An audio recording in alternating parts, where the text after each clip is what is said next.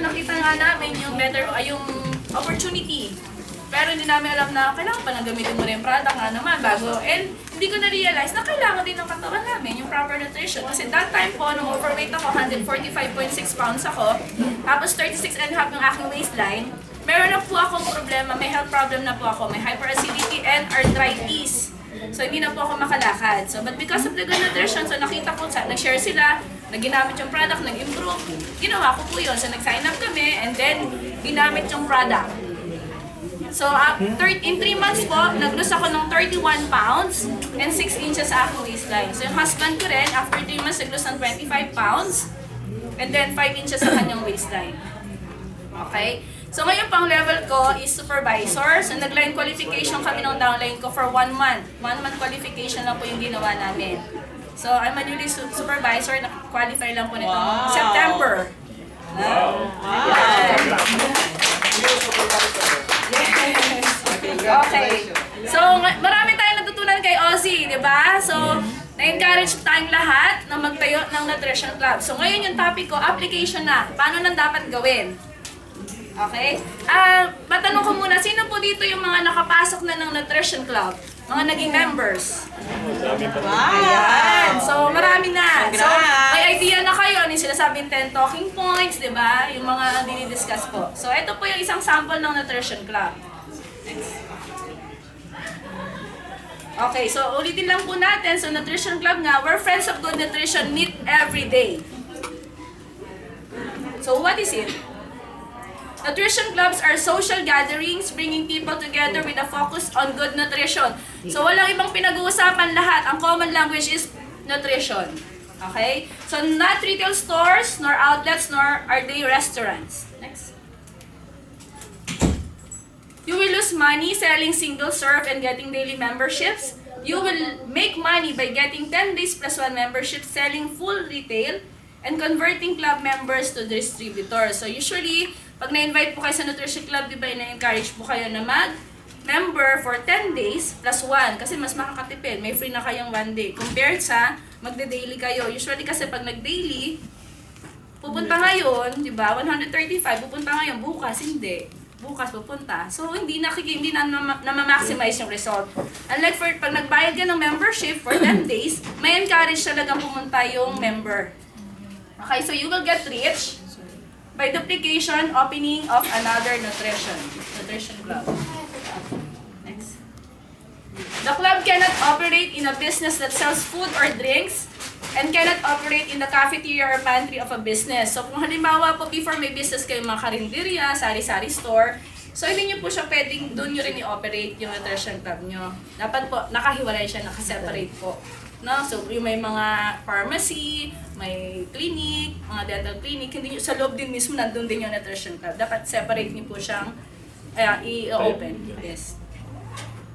So you cannot display a menu nor sell single serve. So wala pong tinitingin. Hindi pwede yung aloe lang. Pag pumunta doon, aloe lang gusto ko. Tea lang. Or yung shake. So Herbalife, aloe, tea, and shake are not allowed to be sold in outdoor locations including roadshow. So pag nag-roadshow, katulad ng in-explain kanina ni Ozzy ng mga daily methods of operation, di ba, nag-roadshow. So wala lang pong ibang ginagawa doon kundi mag-invite for wellness evaluation. Wala pong product na pinapakita or pinapatikim. Yung pong product for sampling is sa loob na po ng nutrition club. Herbalife products are the products in its original and sealed package. When the package is opened, the contents are mixed with other ingredients. It is called an aloe, tea, or shake. So, di ba pag nag-program po lagi sinasabi, we have the program, it's complimentary, you have the aloe, tea, and shake. Not the Herbalife products. Nutrition clubs do not sell aloe, tea, and shakes. Nutrition club sell membership. So, lagi namin in-explain, hindi yung kaya ka mag-member dahil kumbaga complimentary yung aloe, tea, and shake. The important is the learning lesson, yung 10 talking points, yung monitoring, and then yung mga sharing ng ibang result ng mga naging members. Next. Single serve not allowed. So yun ang sinasabi ko kanina, yung tingi-tingi niya. So pag may pumunta doon, syempre sabihin niyo, iba ayoko ng aloe, gusto ko shake lang. As is pa rin yun, yung price is the same. Next. So, daily membership, allowed, but not recommended. Gaya po na in-explain ko nga kanina, pwede naman yun. Kung wala talagang pera that time, nagpunta, gusto na mag-start ng tao, pwede natin siyang i-ano ng 135. So, case-to-case basis din. No? Kasi may mga iba naman na pag nag-start na ng 135, nakita nila na pag-uwi pa lang, may benefit na sa katawan nila, kinabukasan, sure na sure yun, babalik talaga pag may members na for 10 days plus 1 yun. No? So, depende. So, 10 days plus 1 membership recommended. So, yun nga, 1,350. So, yun na yung program na tinatawag. So, traditional Herbalife. So, before nga, buy first, then get a result. So, ganun yung nangyari sa amin. Kasi foreigner yung namin, nag-sign up muna kami. So, dahil nga, meron akong health problems, sineryoso ko lang talaga yung paggamit ng produkto. So, ginamit ko siya seriously, consistently. And then, yun. So, hanggang sa nagka-result ako, kaya ako nag-open ng business. So, right now, through Nutrition Club, ito nga yung napakaganda. Result first, then you buy. Kasi, yung 10 days na yun is trial period po ng isang customer. Kumbaga, hindi siya mag-spend ng ganong kalaking halaga. Diba? Kumbaga, ano lang 1,350 plus the extra shake for the snack. And then after the 10 days, pag nakita po yung result, automatic yun. Decided na yung mag-sign up and then do the business or kung hindi man, yung personal consumption lang. At least, natulungan mo yung tao na i-continue pa rin niya yung product after the program. Next. The products can be sampled but without cost. And then the person is invited to become a member to a nutrition club. So yun nga po, pag nagpunta po, nag-invite tayo sa nutrition club, so usually ako din po ang ginagawa ko pag nag-house to house ako. So I'll do the survey, and then once na wellness ko yung tao, sasabihin ko, mapunta po kayo sa nutrition club ko, kaka-open lang po, and then may free snack po ako doon na binibigay. So pag sinabing free snack, syempre pagpunta ng tao doon, wala talagang babayaran. So we offer it for free, para matikman niya, ma-appreciate niya ano ba talaga yung ino-offer natin. So doon mo na-explain. Pagpasok niya sa nutrition club, doon mo na lahat i-explain and then encourage them to enroll on a 10-day program. So the members must be personally invited to the club. So yun nga, yung kanina na-discuss ni Ozzy, kailangan talaga meron kang yung daily method of operation. Walang papasok sa nutrition club mo kung hindi ka nag-i-invite sa labas. So akong ginagawa ko, home club po yung aking nutrition club. So, ang ano ko po, sa kanto, tumatayo ako doon, ano yung tanita ko, and then I'll invite everyone ang dumadaan na, ma'am, nagsasurvey lang po ako. Di sa tanongin nila, anong ginagawa mo? Ano po, dito malalaman kung ano yung body composition mo. So, pag interested sila, then, magtitimbang sila. Tapos tsaka ko na sinishare story ko. Ito yung before. So, pag nakita na nila interested, ay ma'am, ganito po. Para mas ma-explain ko po sa inyo mabuti kung paano yung ginawa ko. Ito po yung invitation ko sa inyo. Punta po kayo mamaya ganito. Or, kasi ang open ko po is 7:30 to 9:30, so breakfast. So, nag-roadshow ako. Pag-close ng nutrition club ko, so sinasabi ko, balik kayo bukas. And then, you will get your free snack. Last na to, para sa inyo na lang po ito. Ganun lagi. Last na to, para alam niya na priority na napakaswerte niya kasi siya yung siya yung na-wellness ko. Okay, you can also set up a mini roadshow with wellness evaluation, within 50 meters or of your nutrition club. So the 10 talking points are discussed in the nutrition club. So pag in-invite din kayo, pag in-invite nyo po yung isang tao na mag-member ng nutrition club, yan po yung isang sinasabi. Very important po na mag-take ng 10 days dun sa nutrition club kasi po, importante yung matututunan na health information. Yun po yung napakahalaga. Doon para stage by stage, na-realize nila ano nga po yung importance ng nutrition. So from day 1 to then so meron tayong 10 talking points na naka-print out. So kung sino po yung mga wala pang copy, ask your sponsor about that. Yes, after the 10 days. No? Hindi yung during, may bago ko member, day 1 pa lang yung hihingi na siya ng copy, no? So pag usually binibigay namin din yun, pag na-sign up na, decided na yung tao na gawin na rin yung business kasi syempre mag-share na rin siya sa ibang tao. Next. So, you only need to know 3 things. Use the products, wear the button, talk to people. Okay, so yan yung very important, Nutrition Club philosophy. Okay, number 1, product result. So, ano bang purpose natin? Bakit natin pinapag-member yung isang tao sa Nutrition Club? To get the result, diba? Sabi nga nila is get result first before buy the products. So, yan. So, after the 10 days, diba? doon nakikita natin, actually sinasabi na natin sa tao na take the challenge, after 10 days, you will see the result not only on yung timbang mo, but on how you feel. Always provide good quality service. Next. Socialization. So, yan. Siyempre, pag may mga members na, so, sama-sama. But always make them feel better in the club than they do at home. Diba? Usually, pagpasok pa lang nila, hi, good morning, welcome. So, pag-aalis na sila, okay.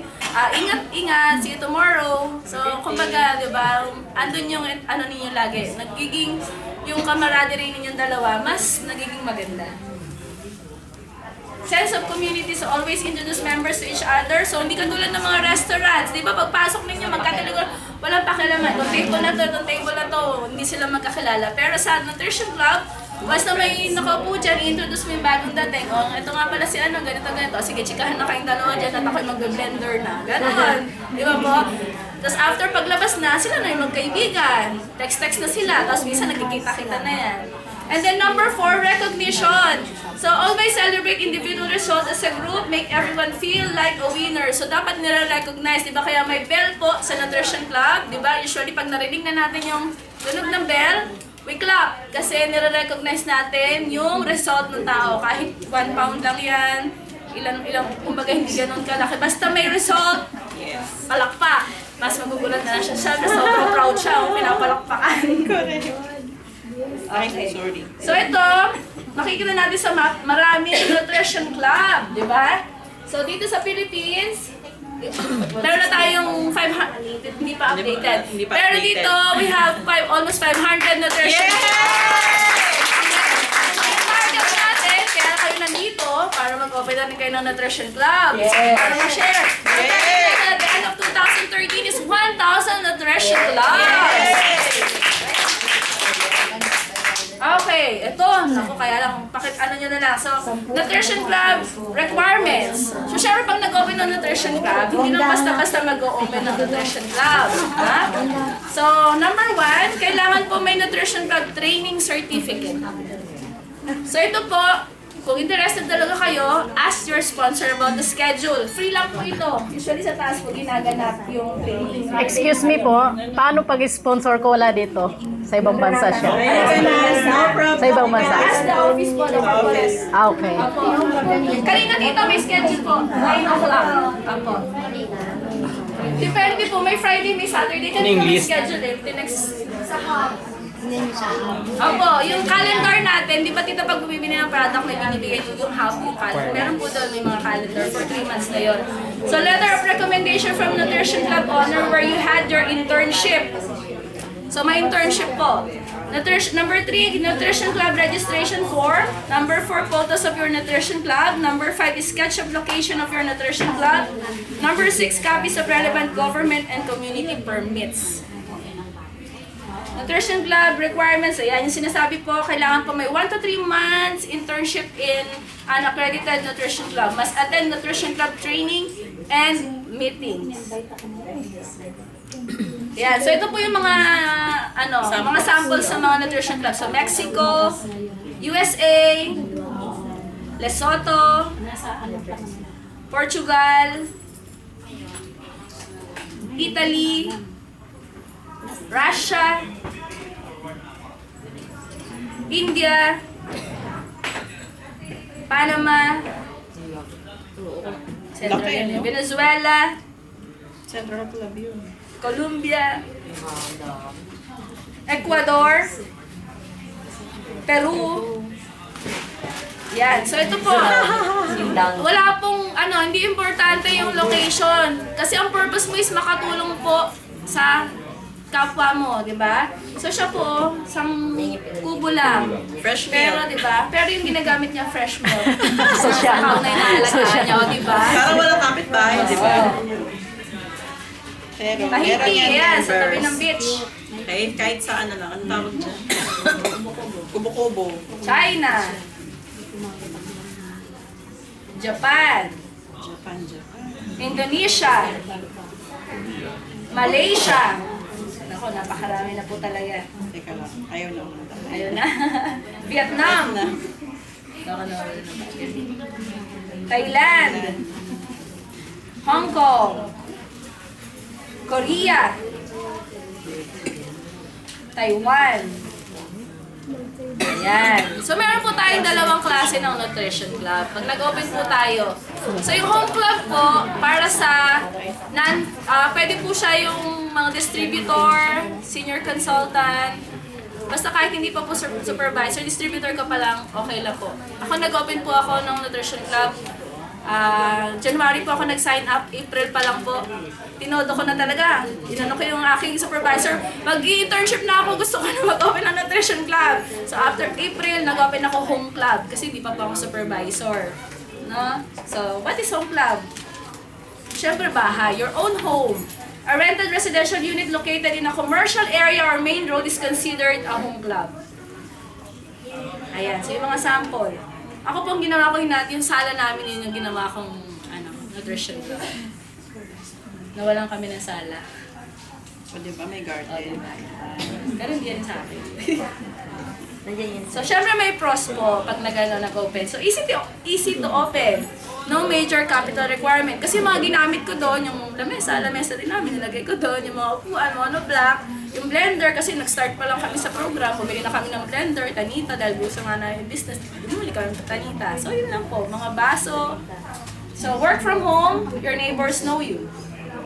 Actually, ako nga po, nung nag-open ako, hindi ko kilala mga kapitbahay namin kasi hindi pa ako taga doon. So, talagang yung binahay-bahay ko po sila. Kaya lang nung una, hindi nila maintindihan ano pa yung pinagagawa ko. So, easy to close, yes, no capital requirement. Limited area, so easy to saturate. You have the same economic situation as your neighbor, so your neighbors know you. Okay, the second one, commercial club. So, ito po dapat, supervisor na po kayo. Pag mag-open. Kasi, syempre, malaki na yung capital niyan. So, commercial club includes central clubs or commercial spaces where you pay rent. Babayad na kasi kayo renta eh. So, ito po yung sample ng commercial club.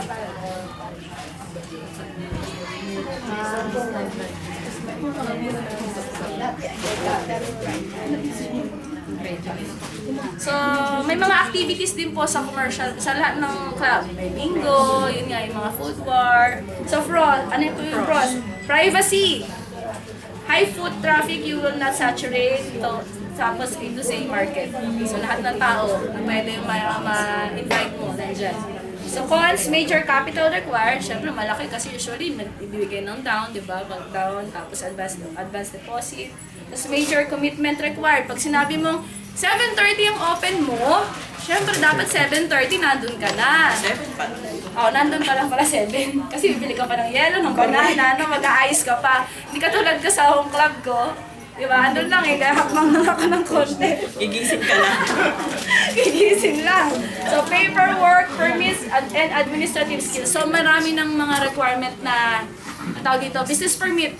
Yung home club, wala pang mga Permit mayor's po? permit. Wala po. Ay, hindi niyo po kailangan ng permit. Hindi, wala akong permit. Tax-free. Tax-free! Yes! Ano ba? Maganda. Diba? Pinakamadali. Kaya lang nung una po naglagay ako nung kay tarpaulin ko, pinatanggal. Kasi syempre, papasukin nga ako ng nun. BIR. Business ka. Papasukin ka ng business BIR. ka. Tinanggal ko ulit. Pinuturahan ko na ng green para pagka yung green pong pintura. World team. So, sa commercial club nga, you need 1 world team and 2 supervisors, location and paperwork, syempre, some tables and chairs. Pero may ano. Pero maganda po, mami, mag-home club para ma-practice ka muna. Diba? Core products. So, ito po. So, yung mga nag-nutrition club, alam nyo naman po kung ano yung siniserve. So, yung mga hindi pa, ito po yung siniserve. Aloe, tea, and the shake. Okay? So, standard recipe. So, yung aloe po, 1 cup. So, 1 cube ice with 100 ml water. Serve in 16-ounce paper cup. So, yung iba, depende po kung ano sa nutrition club. Usually, yung mga babasagin talaga. Tea. 1/2 teaspoon po. 1 cup hot water. Serve in a 16-ounce glass. And then the shake. So, yung pagkakasunod-sunod po, aloe, tea, and the shake. Last po yung shake.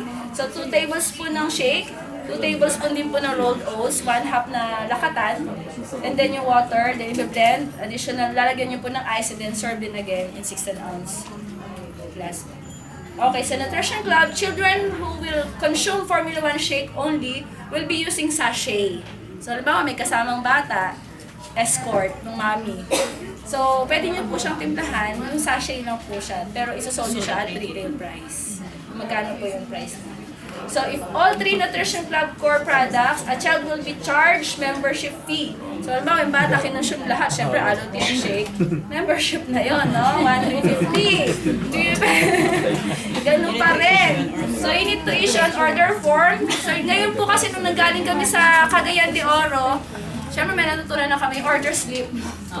Para may recording yung ilan yung kumakain sa inyo araw-araw. So you must also keep proper records of the following registration books, one for guests and one for members, and then membership forms.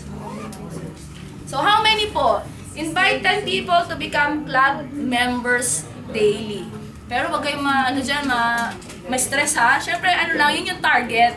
Kung hindi nga, mas at least, di ba, sinasabi nga kung 1 to 2 or 3, at least may nasa-serve na kayong tao na natutulungan. Malaking bagay na po yun. So the system is the solution. So once you have the leads, invite sa Nutrition Club, and then after Nutrition Club, ito ganun po yung system, no? Invite nyo na po sila sa event, gaya ng HOM. Yung issue po yung inatiran nyo kanina. Yes, yung kanina, yung 1 to 2 p.m. Tapos doon nyo na po siya i-categorize. Kung A, ayaw niya, ayaw pa rin niya, diba, na in-invite niya na, hindi pa rin na-convince. So, huwag niyo muna siyang relax lang muna siya dyan. Eventually, magbabago din, mag-shift din yon. So, hingi ka na lang muna sa kanya ng mga referrals. So, kung ayaw niyo gawin, bigyan mo na lang sa akin yung mga kakilala mo. So, B, yun yung hot na. Gusto na maging member, gusto na maging builder. Okay? So, C, customer lang. And then the D, dead ma din. Ayaw, wala din. Parang ano lang, wag mo nang gisingin anong diwa nun, medyo patay pa yung diwa. So, ganun din po, hingi lang kayo ng referrals sa kanya. Yun. So, yun na po, ang aking topic is that